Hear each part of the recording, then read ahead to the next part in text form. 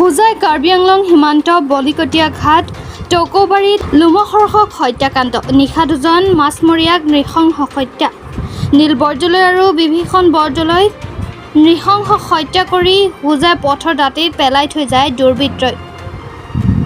কালি নিশা হোজাই জিলাৰ কোনো অঞ্চলত কুচিয়া মাছ ধৰিবলৈ গৈছিল বুলি জানিব পৰা গৈছে।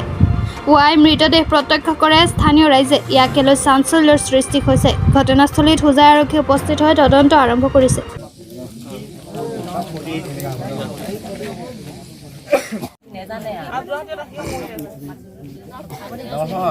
পাতা সময়ত যদি যোৱা হয় মানে জেগাডোখৰ চিনি পালে তাতে কি ঘটনা কৰিলে কৰি আনি পেলাই থৈ দিছে। আমাৰ ইয়াত বৌদাৰ পাৰ কৰি পেলাই থৈ দিছে।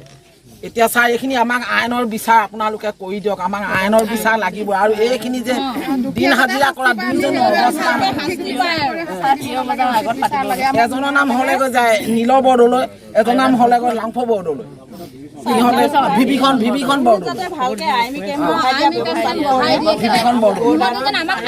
আপোনালোকে ন্যায় বিচাৰ কৰক। কি কৰে কৈছে মানুহজনে? কুচিয়া চেপা পাতি পেলাই মানে তাকে তেখেতে আনি পেলাই বেছি কৰি তাকে খায়, ঘৰখন চলায়। আৰু কি কৰিব, দুখীয়া মানুহ এতিয়াতো হাজিৰা কৰিবলৈ উপায় নাই।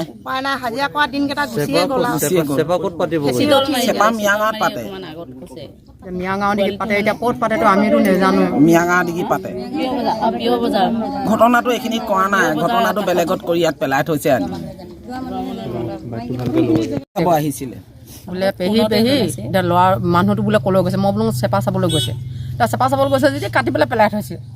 এতিয়া দৌ মাৰি আহিছোঁ আমি, হয় কাটা জেগাত পেলাই থৈ দিছে ইয়াত।